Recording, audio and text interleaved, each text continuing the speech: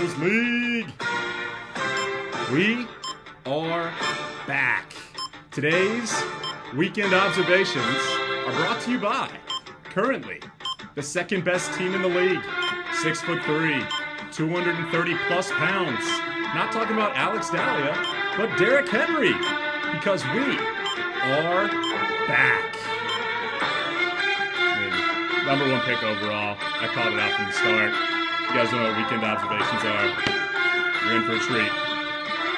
Many of you question Mr. Henry, the number one pick overall, the best back in the league. Not since Peyton Manning graced us with his presence on a team has there been such a powerhouse ready to win this motherfucking league.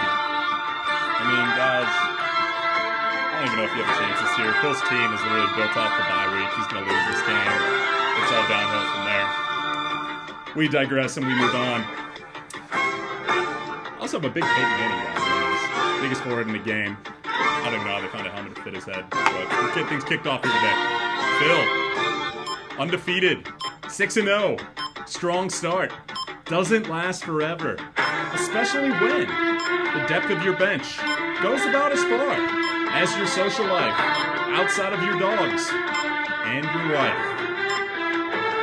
And the correct answer here is Phil hasn't been seen out in public socially drinking since past 3 p.m., I think, since like 2017. He claims he can still keep up. His bachelor party is, okay, maybe like a one-day thing, but I don't think so. Remains to be seen. We move on. Squid, what has 8 tentacles, is in 3rd place on a downward spiral with the lack of depth. Surprise! It's not your team. It's the Carolina Panthers and Robbie Anderson's motherfucking haircut. I know I've got a unique haircut. But dude, just look at his picture. I mean, seriously, like, what the fuck is that? I don't see you getting past recon just because of that, dude. We continue. McClurg, a surprising start for Welcome to the Cooks.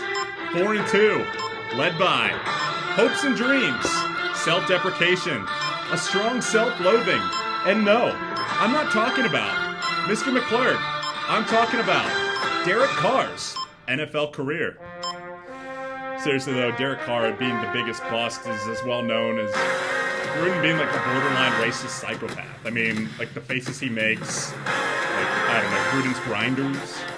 I don't know. We'll continue. Sammy G, the Andy Jaxers, 3-3, mediocre at best, much like his rapping career. After 2 beers and a few shamelessly fired off text messages, give me a word to describe your team. Give me 2 that rhymes with Calvin Ridley.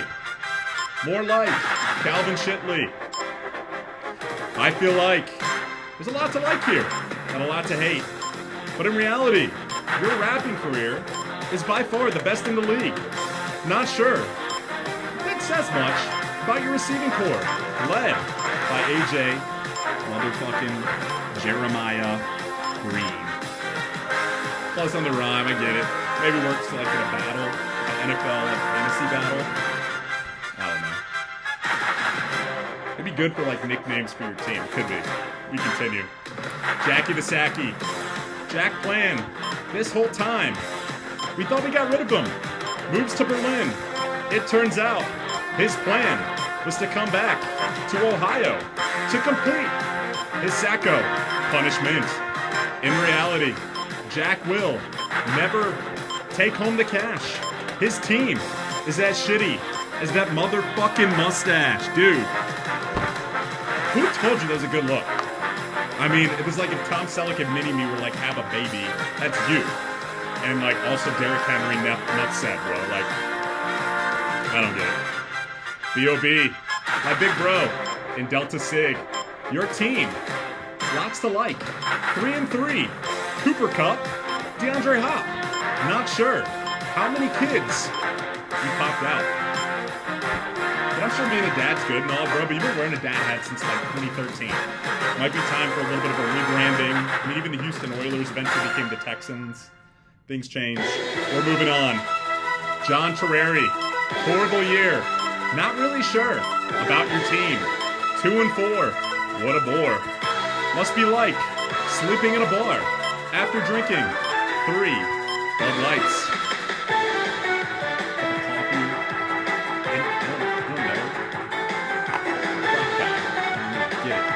We continue. Burn Dog. Fairweather fan. I think not. Bernie's been repping Buccaneers jerseys since before he was 7. But I foresee no Super Bowl. Repeat. What the future has in store is you as the Sacco of our league. Bernie, first off, you complaining about the beeps already put the writing on the wall for me, and your team is just dog shit, bro. I'm sorry, 2-4. You had some squeakers, but I don't know, man. We continue. Adler, where have you been? Much like the Packers kicking team. Mason Crosby getting it done. Not on the field, but in a pharmacy? But a touch of gray? With Just for Men. It would yield?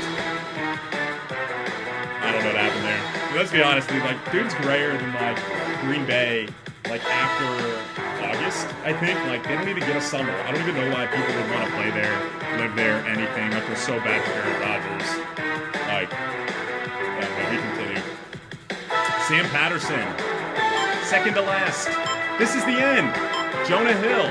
Wheat is tight. 2-4. I guess. Your team's alright, dude. Like, I don't know. I think your team's okay. But to be honest, I don't think we've seen you since, like, the Patriots and Brady parted ways. But getting to the end, guys. Stick with me.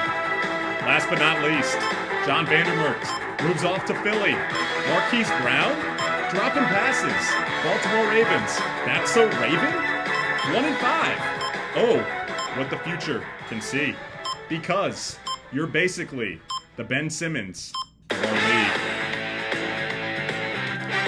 I'm sorry, bro, but, like, there's a lot of potential there, but when it matters most, your team is about to rock hell. Speaking of hell, Art Briles. Those are today's weekend observations brought to you by your future champ. Peace from Chicago.